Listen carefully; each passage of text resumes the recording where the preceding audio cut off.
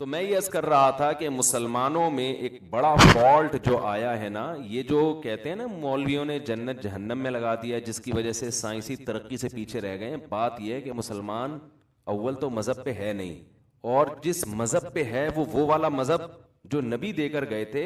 بہت سے مسلمان اس ٹریک سے ہٹ گئے، بلکہ میں اگر کہوں کہ زیادہ تر ہٹ گئے ہیں تو شاید یہ بات غلط نہیں ہوگی. تو آپ کو کربلا کے واقعات بھرپور طریقے سے یاد ہیں، ٹھیک ہے نا. آپ کو کسی خاص شخصیت کے فضائل پر آپ 6 گھنٹے بیان کر سکتے ہو، حالانکہ اسلام میں شخصیتیں مطلوب نہیں ہوتی. اسلام میں شخصیت مطلوب ہی نہیں ہے. کسی شخصیت کی محبت دل میں بٹھانے کے لیے اس کی سیرت پر بیان کیا جا سکتا ہے، جیسے لوگ کرتے ہیں صحابہ کی فضیلت پر، اہل بیت کی فضیلت پر. تو جتنا یہ اہم ٹاپک ہے اس کو اتنی ہی حیثیت دینی چاہیے. یہ اس کائنات کی پیدائش کا مقصد نہیں ہے. پیدائش کا مقصد یہ ہے لیبلوکم ایکم احسن عملا. اللہ دیکھنا چاہتا ہے تم میں اچھا عمل کون کرتا ہے. تو فوکس کس کو کرنا ہے؟ بولو نا بھائی، عمل کو. اللہ نے ہمیں جو پیدا کیا وہ اس لیے نہیں کسی خاص بزرگ کی محبت ہمارے دل میں پیدا ہو جائے، بس یہ مقصد کائنات ہے.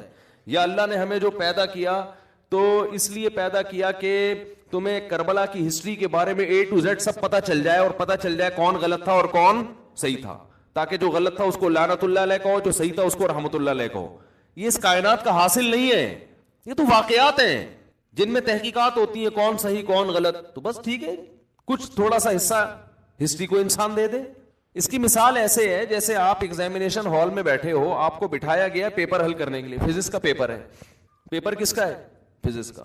جب آپ ایگزامینیشن ہال میں گئے تو آپ کو وہاں نظر آیا پنکھا بھی ہے، اور اگر اے سی خراب ہو جائے تو پنکھا بھی ہے اور اے سی بھی ہے، اور وہاں پر جو ایگزامینر ہے وہ بھی ہے، اور اس طرح کی چند چیزیں آپ کو نظر آئیں. تو آپ اب انہی میں الجھ کے رہ گئے. اب پیپر سامنے رکھ کے حل کرنے کے بجائے آپ رپورٹ تیار کر رہے ہو کہ اس کمرے کا پنکھا ٹھیک نہیں ہے، اس کمرے کا پنکھا بولو ٹھیک. اگر اس کمرے میں ایئر کنڈیشن فلاں کمپنی کا ہوتا، فلاں کا نہ ہوتا تو یہ زیادہ اچھا ہوتا. اس کا جو ایگزامینر ہے اس کی شکل اچھی مجھے بالکل بھی پسند نہیں آئی. ٹھیک ہے، تو ٹھیک ہے، یہ بھی رپورٹ ہے. لیکن جب ایگزامینیشن ہال سے باہر نکلنے کا ٹائم آئے گا تو ہو سکتا ہے اس کمرے کی جو عمارت والا ہے آپ کی رپورٹ سے فائدہ اٹھائے اور آئندہ اے سی بھی صحیح لگائے، پنکھا بھی صحیح لگائے. امتحان میں نمبر کیا آئے گا؟ 0.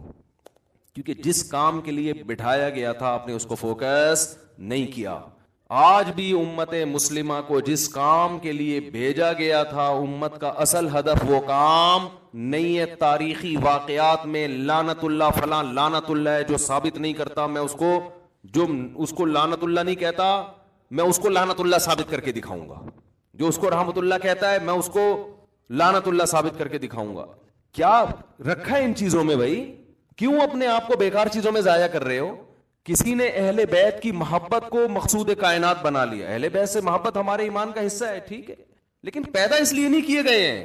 پیدا تو نبی کی ذات مقصود نہیں ہے، نبی کی ذات مقصود نہیں ہے. نبی کو بتایا گیا ہے کہ ان اتبع الا ما یوحى الی، اے محمد صلی اللہ علیہ وسلم ہم نے آپ کو جو بھیجا تو آپ ان سے کہہ دیجئے کہ میں بھی اسی کو فالو کروں گا جس کا مجھے حکم دیا جا رہا ہے. ان عصیت انی اخاف ان عصیت ربی عذاب یوم عظیم. اگر میں نے اس رب کے حکم کو فالو نہیں کیا تو جیسے تمہیں خدا کے عذاب کا ڈر ہے اسی طرح پورا ڈر مجھے بھی ہے. تو میری پیدائش کا مقصد بھی کیا ہے؟ لیبلوکم ایکم احسن عملا. پیغمبر کو بھی اس لیے پیدا کیا گیا، اللہ دیکھنا چاہتا ہے کون اچھا عمل اور کون برا عمل کرتا ہے. اور پیغمبر جو رسالت کا کام ہے وہ بھرپور کرتے ہیں کہ نہیں کرتے؟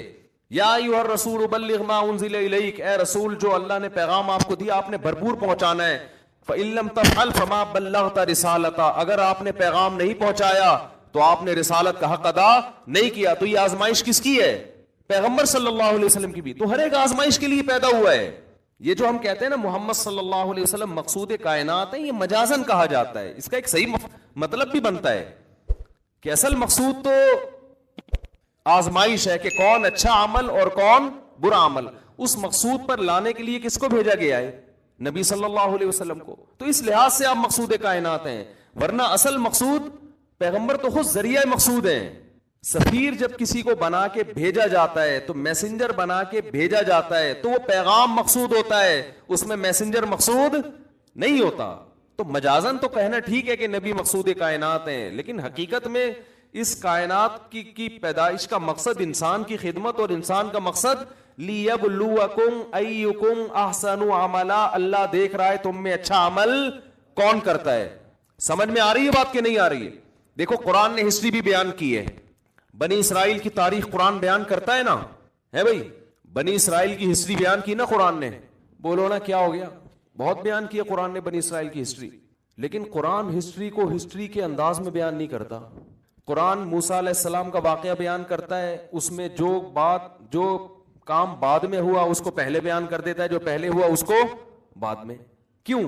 تاکہ آپ قرآن کو ہسٹری کی کتاب نہ سمجھے. تاریخ دان جب کوئی ہسٹری لکھتا ہے تو ترتیب سے لکھتا ہے, قرآن واقعہ ترتیب سے بیان نہیں کرتا, تاکہ لوگ اس واقعے میں نہ الجھ کے رہ جائیں, اس کو ایک تاریخی واقعہ نہ سمجھیں. قرآن بلاغت کی کتاب ہے, جو میسج دینا چاہتا ہے تو واقعہ کا جو پہلو میسج کے لحاظ سے پہلے بیان کرنا ضروری ہے, قرآن نے اس کو پہلے بیان کیا, حالانکہ وہ بعد میں ہوا ہے, اور جو بعد میں ہوا قرآن نے اس کو پہلے اور پہلے والے کو بعد میں بیان کر دیا. بہت ہوئے قرآن میں ایسے. ایک صرف سورہ یوسف ایسی ہے جو ترتیب سے بیان ہوئی ہے, اس میں بھی علماء یہ حکمت بیان کرتے ہیں کہ کل کوئی انگلی اٹھا سکتا تھا کہ بے رب کلام ہے, ان کو رب معاذ اللہ نہیں آتا, قرآن پہ یہ انگلی اٹھا سکتا تھا. تو قرآن نے یہ بھی کہہ دیا کہ ہم تمہیں سورہ یوسف کا واقعہ شروع سے آخر تک ترتیب سے سنائیں گے, تاکہ یہ الزام نہ ہو قرآن پر. لیکن اس کے باوجود جب قرآن بنی اسرائیل کی تاریخ بیان کرتا ہے, واقعات بیان کرتا ہے, تو حضرت عمر رضی اللہ تعالیٰ عنہ کیا کہتے تھے قرآن کی تفسیر میں؟ مضل قوم, بنی اسرائیل گزر چکی, اب ان واقعات سے براہ راست ہمیں کوئی دلچسپی نہیں ہے. ہم یہ جو پڑھ رہے ہیں نا, اس لیے نہیں کہ بنی اسرائیل کیا کر رہے تھے یہ دیکھنے کے لیے. ہم جو تاریخ دان ہوتا ہے وہ تو یہ دیکھنے کے لیے نا کس نے ماضی میں کیا کیا حرکتیں کی ہیں, کون اچھا تھا کون برا تھا, یہ دیکھنے کے لیے ہوتا ہے نا. جیسے آج جب ہسٹری بیان کی جاتی ہے تو آپ کا مقصد کیا ہوتا ہے؟ کچھ لوگوں کو برا قرار دینا تاکہ ان کو گالیاں ملیں, کچھ لوگوں کو اچھا قرار دینا تاکہ لوگ ان کو دعائیں دیں, یہ مقصد ہوتا ہے نا. حضرت عمر اس مقصد سے ہٹا رہے ہیں, فرماتے تھے جو بنی اسرائیل کے واقعات جب تم قرآن میں پڑھتے ہو, مضل قوم, یہ قوم گزر چکی, ہمیں اب اس سے کوئی لینا دینا نہیں ہے, ہم کیوں پڑھتے ہیں؟ فما یعنا بہذہ الآیات الا انتم, فرمایا ان آیات میں تم مخاطب ہو, بنی اسرائیل مخاطب نہیں ہے. اللہ تمہیں بتا رہے ہیں انہوں نے یہ کیا تو یہ انجام ہوا, تم اگر برا کرو گے تمہارا انجام بھی یہی ہوگا. تو وہ کس کو فوکس کر رہے ہیں؟ عمل کو. سمجھ میں آ رہی ہے بات کہ نہیں آ رہی ہے؟ تو پہلا فالٹ مسلمان میں کیا ہوا؟ عمل اس کی زندگی سے بولو نکل گیا.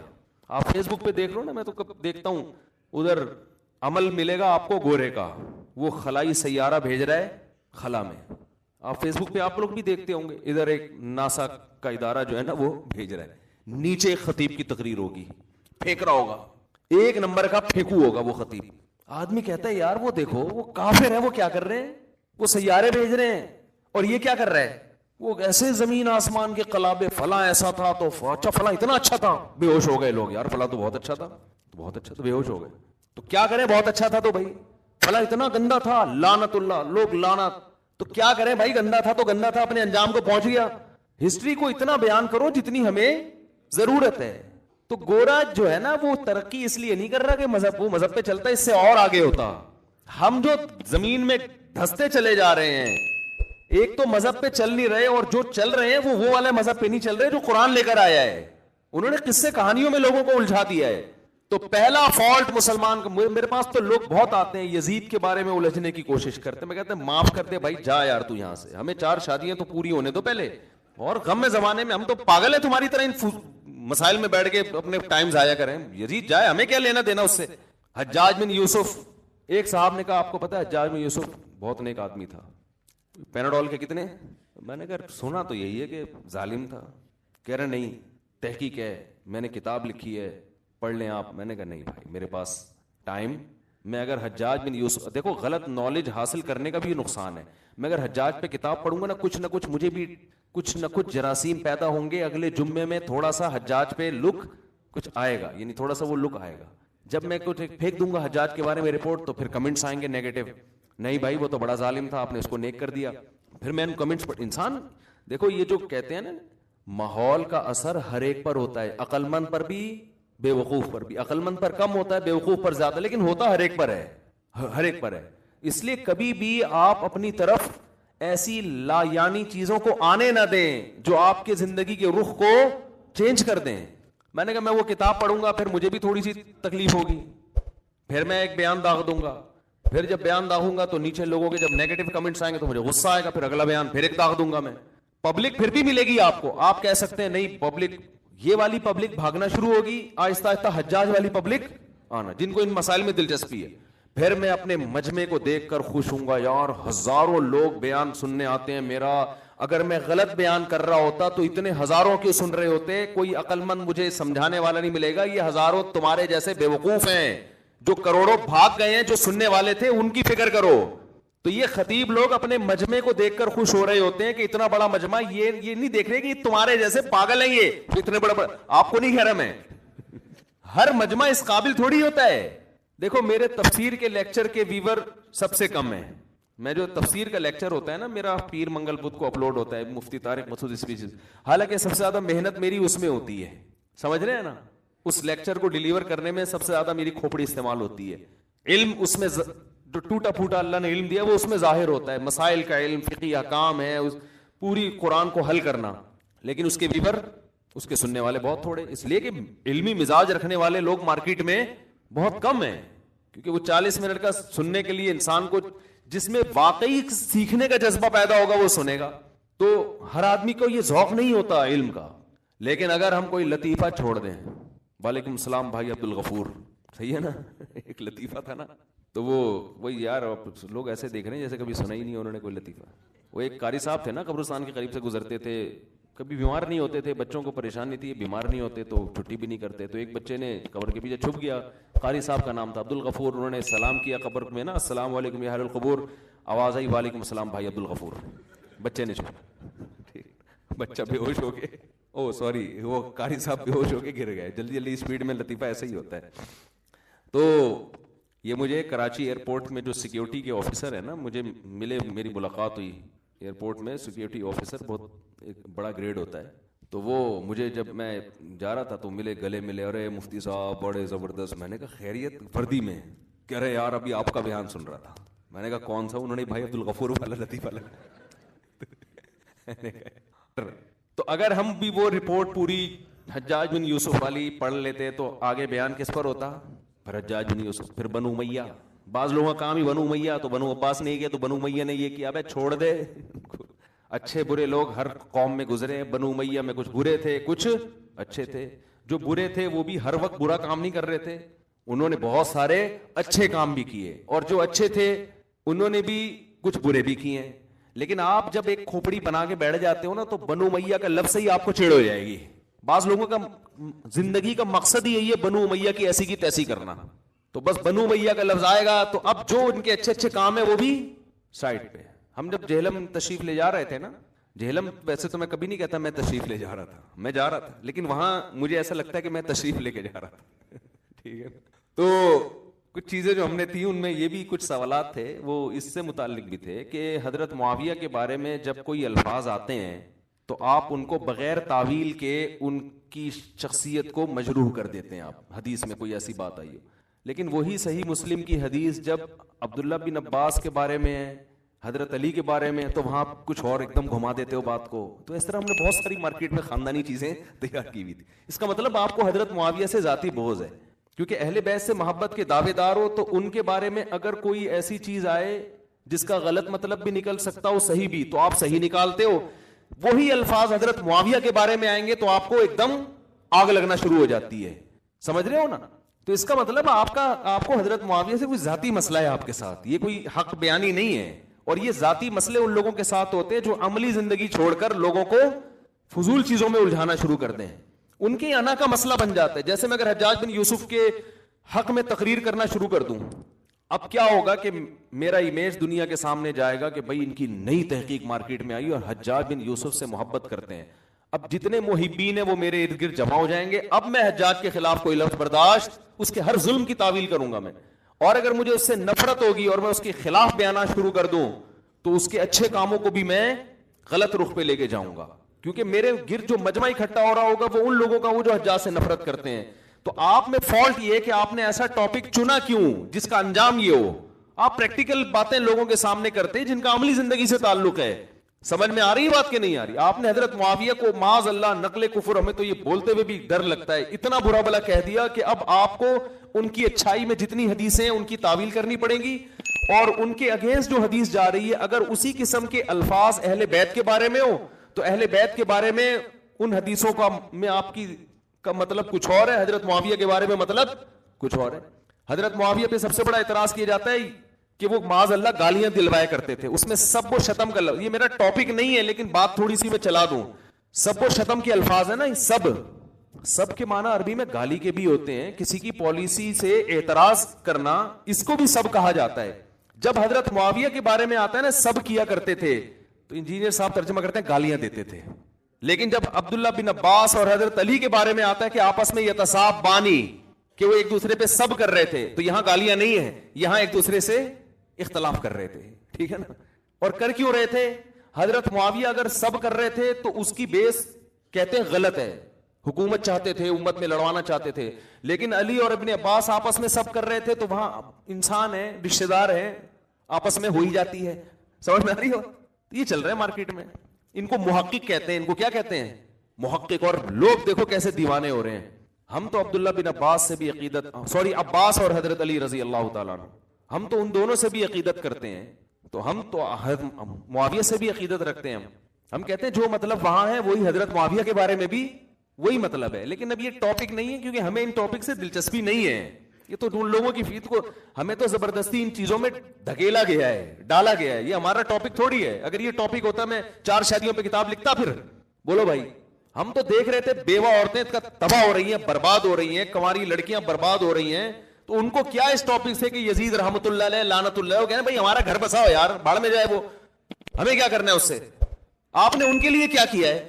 قوم میں رشوت کس قدر پھیل رہی ہے، تبلیغی جماعت کو 100 بار سلام، کتنے لوگوں کی زندگیاں انہوں نے تبدیل کر دی. ان کا تو ٹاپک یہ نہیں ہے، نہ کربلا پہ بیان کرتے ہیں، نہ ان کو ربیع الاول کا پتہ ہے. کیسا شرک اور بت پرست، کتنے بڑے بڑے گلوکار فنکار ہیں، داڑیاں رکھوا دی ان کو، تہجد گزار بنا دیا. کتنے غیر مسلم ہیں. تبلیغ والے تو ریکارڈ بھی نہیں رکھتے. اگر یہ ریکارڈ رکھتے نا رجسٹر میں، لاکھوں غیر مسلم ہیں جو تبلیغ والوں کو دیکھ کے مسلمان ہوئے ہیں. حالانکہ کوئی شو بازی کا شوق نہیں ہے تو کوئی ریکارڈ بھی نہیں رکھا ہوا. کارگزاری میں زیادہ اس طرح کی باتیں بیان کرنے کی بھی اجازت نہیں. کام کو فوکس کرو. تو جو عملی زندگی والے لوگ ہیں ان کا لائف اسٹائل کچھ اور ہوتا ہے، باتیں کرنے والوں کا اسٹائل کچھ اور ہوتا ہے. دیکھنے میں آپ کو باتیں کرنے والے پڑھے لکھے لگیں گے لیکن عملی زندگیاں تبدیل کرنے والے کوئی اور ہوتے ہیں.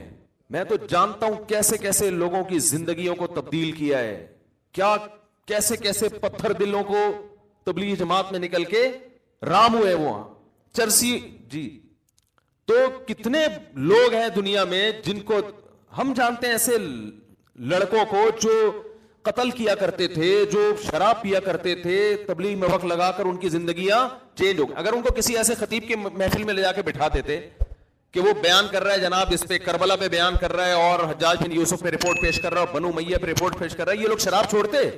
یہ اسی میں الجھ کے رہ جاتے. حدیث میں دعا سکھائی ہے، اللہم انی اعوذ بک من علم لا ينفع، اللہ ایسے علم سے پناہ مانگتا ہوں جو فائدہ نہ پہنچے.